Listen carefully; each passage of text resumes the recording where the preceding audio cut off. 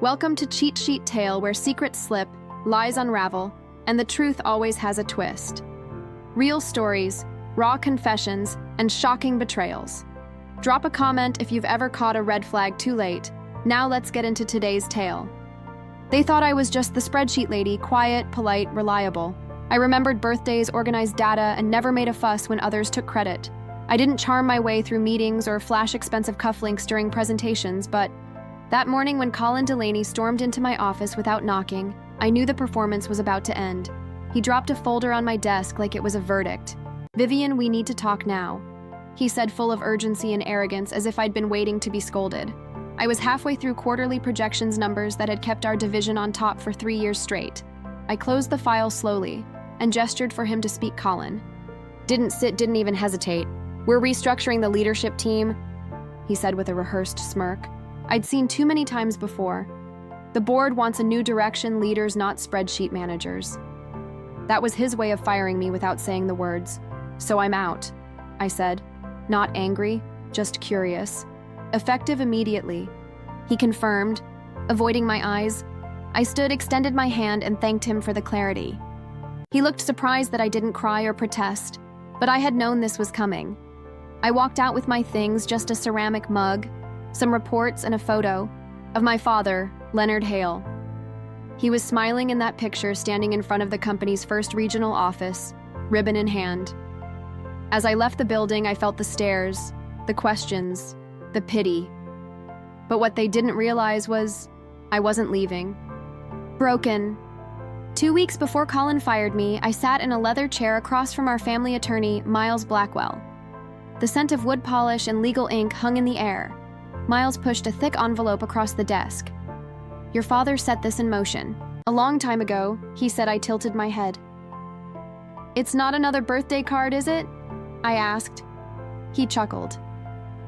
"No, Vivian. This is the table, not just a seat at it." That night, I waited until midnight to open it. My 40th birthday, alone in my apartment with the city blinking outside my window, I poured a glass of wine and opened the envelope. Inside was a notarized trust agreement and a handwritten letter from my father. I read the letter first, hands trembling. "Vivian, if you're reading this, it means you're ready. I've seen you overlooked, underestimated, but never outworked. I didn't want you to ask for permission to lead. I wanted you to inherit the right to. I didn't give you a seat. I gave you the whole table." I set the letter down and turned to the legal document. It transferred 90% ownership of Hale Industries to me. Effective on my 40th birthday, not partial control, total authority with full voting rights. I read it 4 times before I could breathe again. I picked up the phone and texted, "Miles." Just 2 words. "It's time." He replied immediately. "Understood." We met the next morning at a quiet cafe where no one knew our names. Miles had a folder and a cappuccino waiting. "You're not going back as an employee," he said. "You're returning as their boss." But I wasn't ready to walk back, and not yet. Colin needed to believe he'd won HR, needed to carry out the exit like it mattered, and the board needed to remain blind until the moment it would be too late. I went to Leona Trent Nexstar, internal auditor and one of the last people at Hale Industries who still remembered who built it. She didn't waste time. "Colin is cooking the books, ignoring complaints, and letting this place rot," she said, handing me a folder as thick as a phone. "Book, if your father saw this, he'd burn it all down." I didn't flinch. "He didn't need to," I said. He gave me the match. Leona gave a small nod, then light it. The file contained everything I needed. Employee dissatisfaction, up 38%, turnover in key apartments, up 47%, 3 unresolved HR investigations, and evidence of unapproved executive perks. Colin had spent the last 2 years inflating projections and burying dissent. It was a fire waiting for a spark, and I had it. By Monday, the rumors started spreading. People texted me, "Are you okay? What happened?" Colin was walking around like a king who'd conquered something. HR said nothing, and the silence was deafening. I let it all simmer. The best stories don't start with shouting. They start with quiet. That night, I pulled out a navy suit I bought years ago for an opportunity that never came. It fit perfectly.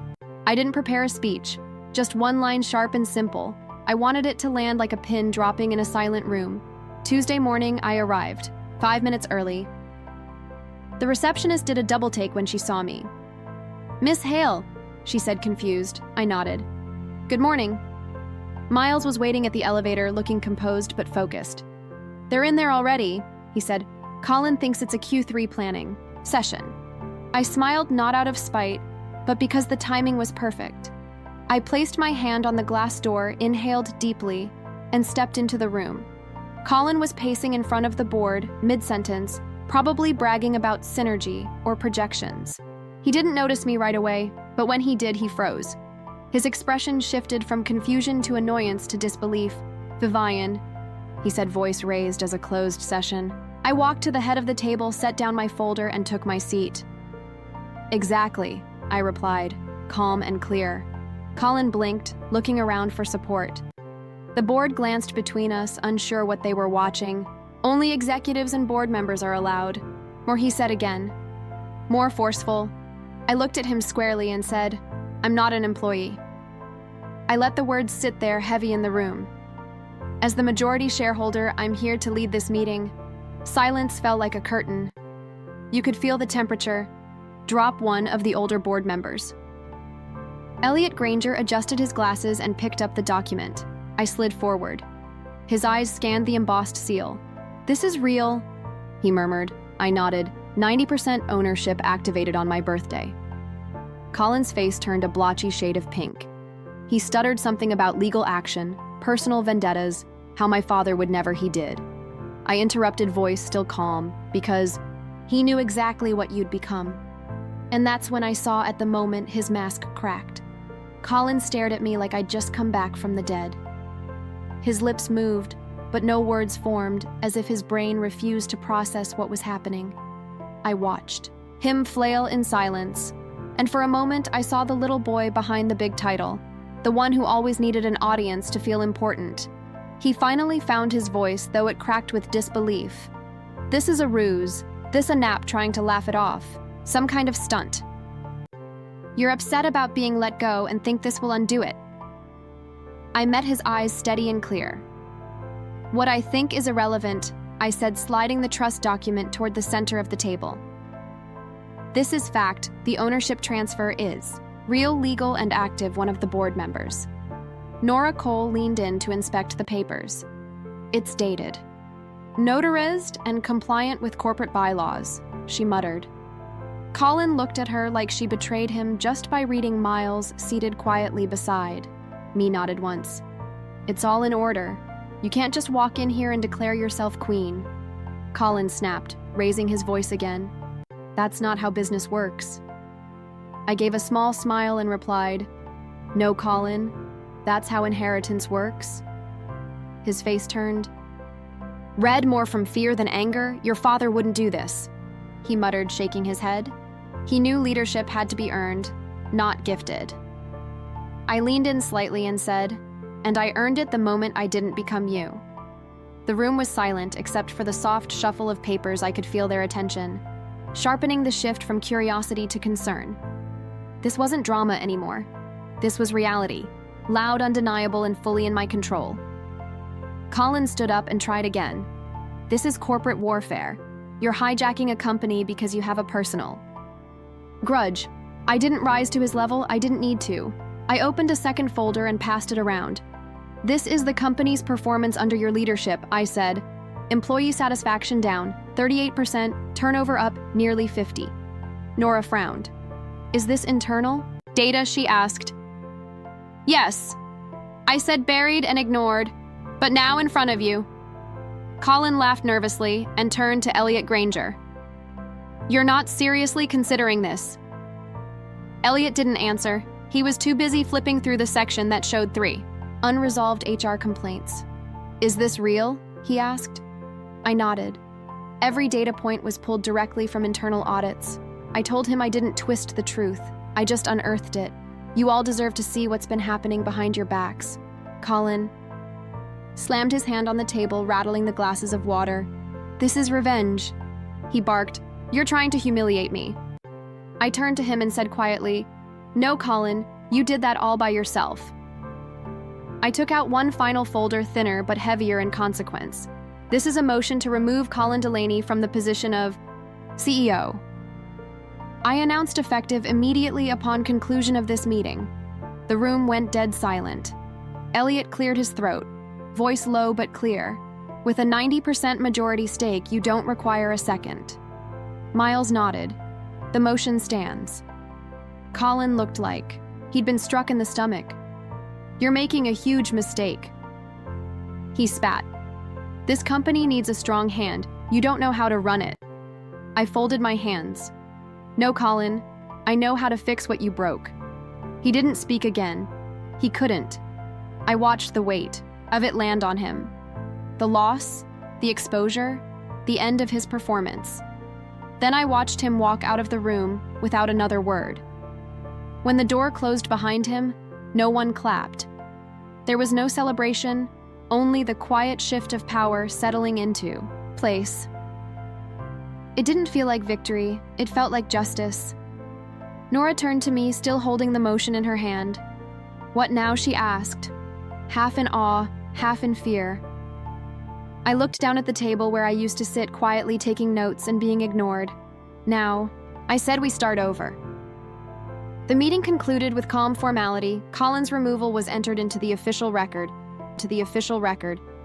Declined to take his office immediately. I didn't need a bigger desk to prove I was in charge. Instead, I walked through the halls like I always had. Only this time, people didn't avoid eye contact. They didn't pretend not to see me. They looked and they saw I stopped by departments that had been neglected for years. I sat in the break room and listened. I asked questions, real ones. What's broken? What's missing? Who's getting credit and who's actually doing the work? And slowly the answers started to come. I met with Selene, a customer service rep, who'd quietly held her entire team together during the last chaotic year. Her manager had taken all the praise while she worked weekends to keep clients happy. I promoted her to head of client experience. She cried in my office when I handed her the offer letter. I brought back Dylan, a developer who'd left 6 months ago after being passed over for a louder, less competent colleague. You're serious? He asked when I called. Dead serious? I said, come back and help rebuild what matters. We cleared out HR's backlog of complaints. I met with each person who'd filed one face-to-face. We reviewed every case, reopened the necessary ones, and quietly let go of 3 managers. I didn't announce their exits, they just didn't return. People noticed not just what I was doing, but how I was doing it. No lectures, no threats, just quiet correction. The office started to change. Ladder returned in the break rooms. Team meetings actually included conversation departments began working with each other instead of around one another. There was life again. A week later, I held an all-hands meeting. Not in the auditorium, but in the main conference room where Colin used to host his performative state of the company talks. I brought no slides. No flashy announcements, just a notebook and a purpose. I'm not here to be a hero, I said, looking at the faces that once looked through me. I'm here to make sure no one like Colin ever takes advantage of this company again. Some eyes dropped, others lit up. Everyone listened. I was told I lacked leadership. I continued. But leadership isn't volume, it's vision. And that vision includes all of you. There was no applause, just a long moment of silence. The good kind. The kind that meant people were really hearing me. For once, I wasn't a ghost in the room. Later that afternoon, I passed the engineering bullpen. On the whiteboard in the corner, someone had written in blue marker, "She came back." The words were underlined twice. I stood there reading it, letting it sink in. I didn't come back for revenge. I came back to restore, to protect what my father built, and to prove that being underestimated is a weapon when you know how to use it. I didn't step into the CEO's office the next day. I didn't need a brass nameplate or an executive assistant to prove my authority. Power doesn't sit behind a desk. It moves through hallways, asks questions, and actually listens to answers. So that's what I did. I made it a point to visit every floor, every department, even the warehouse where most executives hadn't set foot in years. Some people froze when they saw me coming, unsure whether to salute or run. Others looked at me like I was just another rumor come to life. But over time, the tension eased. I walked slow, introduced myself even when they already knew who I was, and asked the same 3 questions. What do you love here? What's broken? What's missing? I wasn't looking for polish. I wanted truth. and truth came pouring in, cautious at first, then steady. Turns out people were just waiting for someone to care. I found out we had 2 designers doing the job of 7, a logistics coordinator who hadn't taken a vacation in 4 years, a cleaning crew that hadn't received a pay raise since the year my father died. But no one had ever mentioned it, because Colin made silence feel safer than speaking up. In the marketing department, I met a young intern named Tessa. She'd spearheaded a campaign that brought in more leads than the senior creative team's last 3 projects combined. No one had told her that I did. She blinked twice and asked if I was serious. I smiled. "You're being promoted?" I said. "And don't worry, we're adjusting.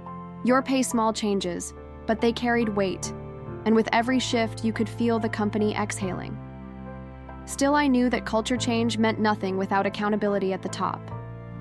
So I turned my attention to the board. Most of them had aligned themselves with Colin. Not because they believed in him, but because he was loud enough to sound confident. I didn't go after them publicly. I didn't shame or threaten.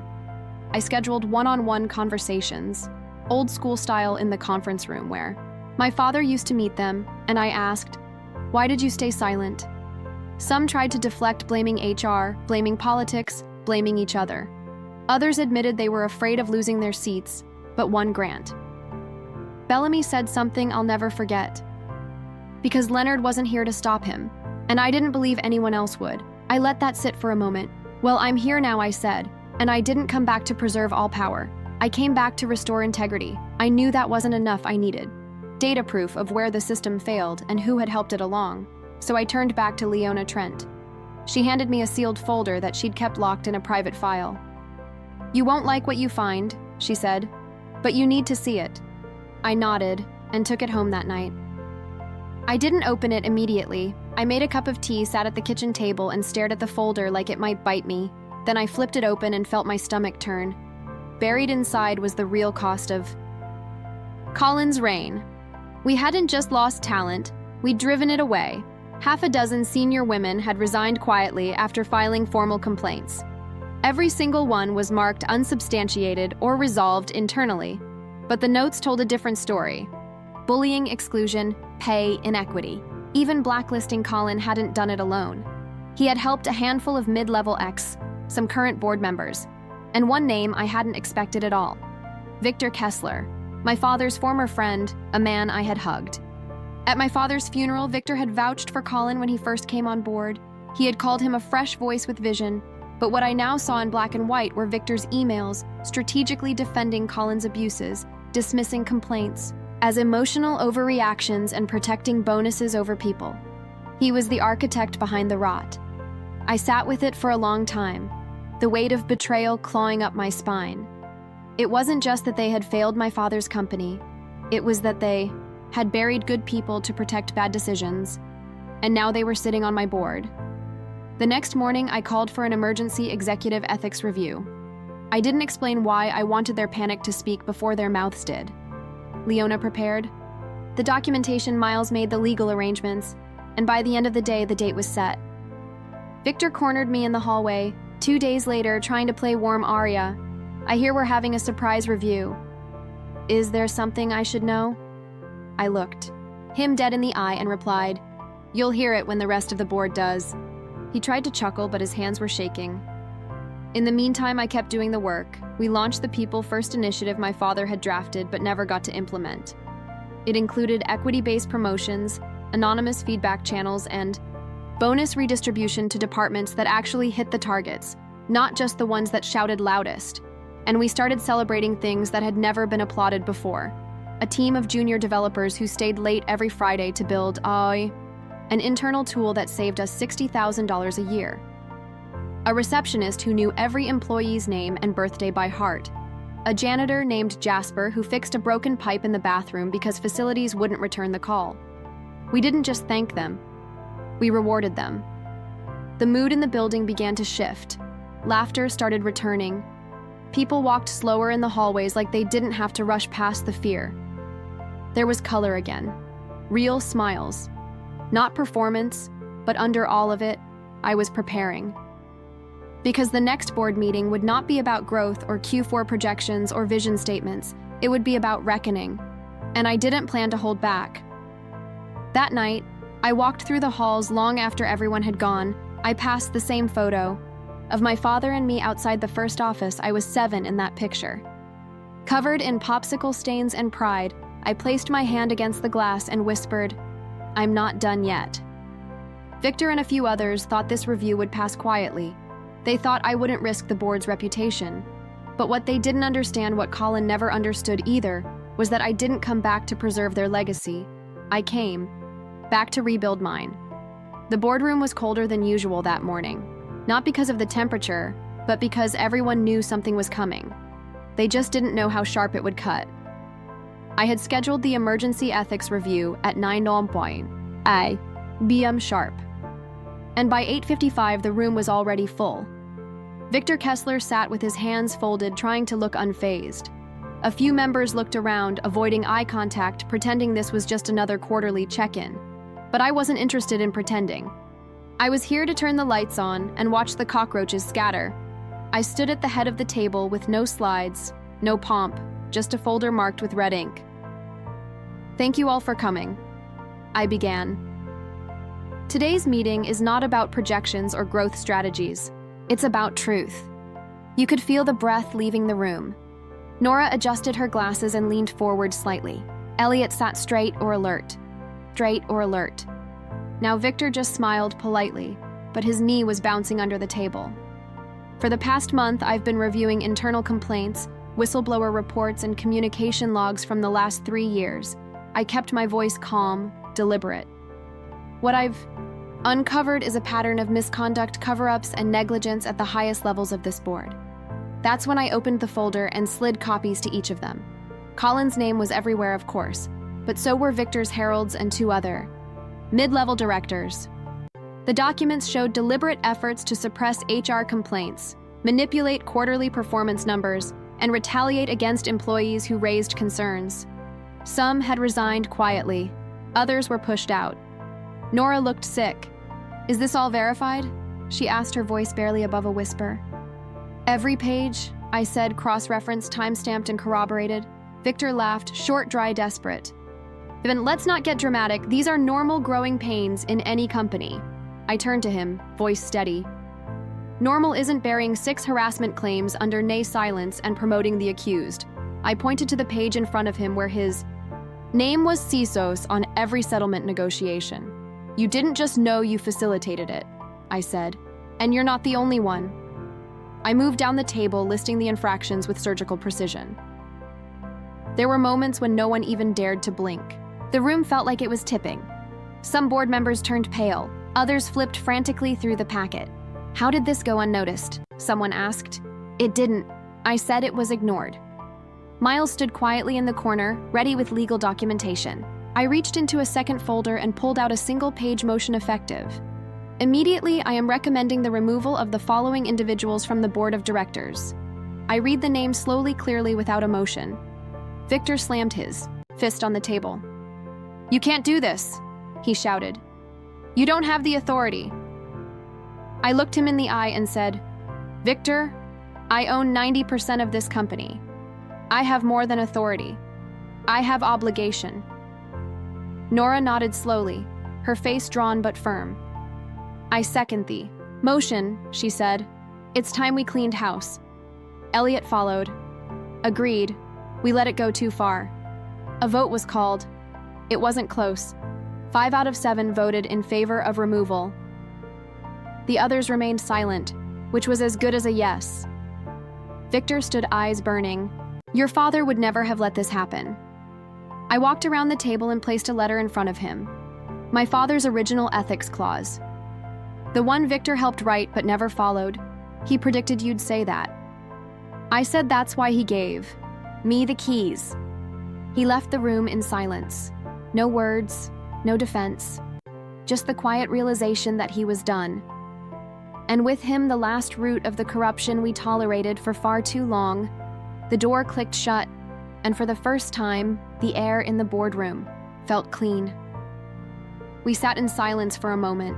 No cheers, no applause, just the weight of a broken system finally shifting off her shoulders. I looked around the table. "This isn't about revenge," I said. It's about responsibility.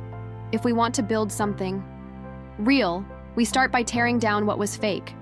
The rest of the meeting was spent outlining new board protocols, mandatory ethics audits, open-door grievance policies, third-party HR evaluations. We agreed to a public statement not to sensationalize. But to acknowledge and rebuild trust, I wasn't interested in protecting reputations that didn't deserve it. I was interested in restoring the one that did. After the meeting, I didn't return to my office. I went downstairs, took the long way through. The break rooms, the tech hub, the client relations floor. Everywhere I went, people looked at me a little differently, not as the quiet woman from operations, but as someone who actually protected them.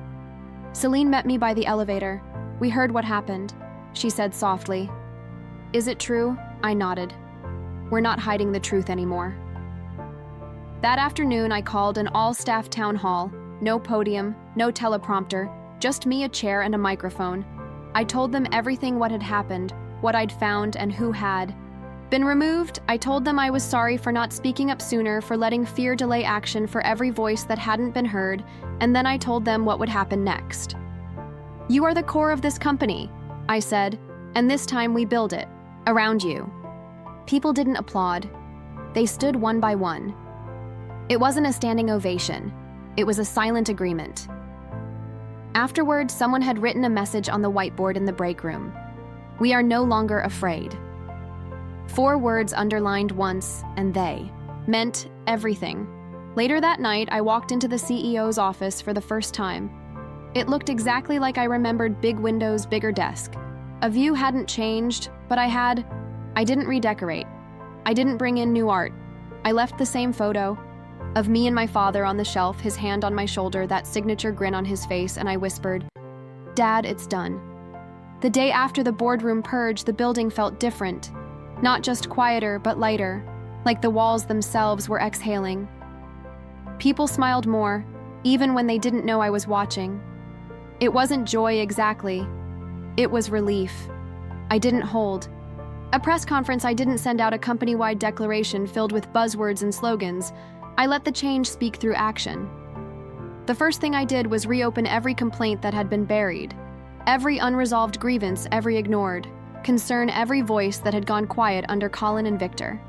I gave them space to speak again. Leona and I sat down with each one. No timer or no filters. I didn't delegate that part. Some stories were hard to hear, but every single one deserved to be heard. One woman had been passed over for promotion 3 times while training the men who got the job. Another had been harassed out of her department and transferred in silence. One man had spent 6 months being gaslit by a supervisor until he nearly quit. Every story had the same underlying thread: power abused, silence rewarded. I didn't promise justice in a day. I promised consistency, a system that wouldn't just react to bad behavior, but prevent it from taking root in the first place. Real accountability written into policy, enforced by structure, but I knew that policy alone wasn't culture. So I started something new, small but real. Every Friday, we held open listening sessions. No agenda, no hierarchy, just people talking about what they needed to do their jobs without losing themselves. We brought back people who had left because of the old regime, offered apologies, asked them what it would take to make things right. Some returned, some didn't, but every conversation mattered, because the goal wasn't to erase the past, it was to grow beyond it. Dylan, the developer we rehired, led our new innovation task force. Tessa, the intern who'd been ignored, now managed a team of junior marketers. Celine's People First division became the heartbeat of the company, and our new director of culture and ethics, a former whistleblower. We once failed. I wasn't interested in being war-ripped. I wanted to be useful. So I made a rule for myself: no locking the office door unless I needed silence to think. If someone had the courage to knock, I had the courage to open. 6 months in, the results spoke louder than I ever could. Revenue hit its highest quarter in 5 years. Customer retention increased by 23%. More importantly, employee retention soared, because people finally felt like they mattered. I walked through the building one evening and noticed something I hadn't seen in years. Plants on desks, personal photos, coffee mugs that said things like, "Ask me out about my cat," or "World's tiredest analyst." It looked like life. But it wasn't just the visuals, it was the sound, real laughter, Real conversation. No more forced smiles and elevators. On the 1-year anniversary of the day I was fired, I returned to that same glass door in the lobby. This time I wore the navy suit again. Same sharp fit, same steady breath. Only now I carried nothing but a small notebook and a pen. The receptionist smiled when she saw me. "Miss Hale," she said, standing. "Good morning." I smiled back and replied, "Let's just say Arya is fine now." And for the first time, it felt like I could just be. That morning, we held a town hall, not out of obligation, but celebration. The new board sat alongside department heads, junior staff, even interns. Everyone got the same chair. Everyone got a voice. When it was my turn to speak, I didn't use the podium. I stayed on the floor. I wanted them to see me as I was flawed, evolving, and real. And I said, "This isn't my company, it's ours." They didn't clap. They nodded. Some smiled. A few teared up. It wasn't about applause anymore. It was about shared purpose. Afterward, as people mingled and talked, I stepped aside and looked at the hallway, where my father's portrait still hung. I kept it there not as decoration, but as a reminder. He built this company on principles, not politics, and now finally we're living them again. I thought about the day he passed, how everyone told me I was too quiet, too careful, too invisible. Funny how people confuse stillness with weakness. My silence wasn't submission, it was strategy. When they fired me, they thought they'd erased me. What they did was release me. They thought the end of my title meant the end of my value, but I was never just a title. To begin with, I used to think revenge was the goal. Burn it all down, make them pay, walk away powerful and untouchable. But power isn't in revenge, it's in restoration. It's in returning stronger and choosing not to destroy but to rebuild better out. When I walk through the building, I don't hear fear in the footsteps behind me. I hear momentum people aren't shrinking into. Their roles. They're expanding. And that's how I know we've changed. It's not perfect. We still make mistakes, but now we own them, and that changes everything. Leadership isn't about being loud. It's about listening. It's not about being liked. It's about being trusted. I left the office late that evening, just like I used to. The skyline blinked above me, soft and familiar. I thought about my father again, not as a legend, but as a man who once took a risk on me. And I finally whispered, "I understand." Now, this wasn't the ending. It was the beginning, the one I was born to build but had to fight to claim. And now that it's mine, I won't waste a second. They thought they fired me to keep me quiet, but I didn't come back to speak louder. I came back to speak for everyone,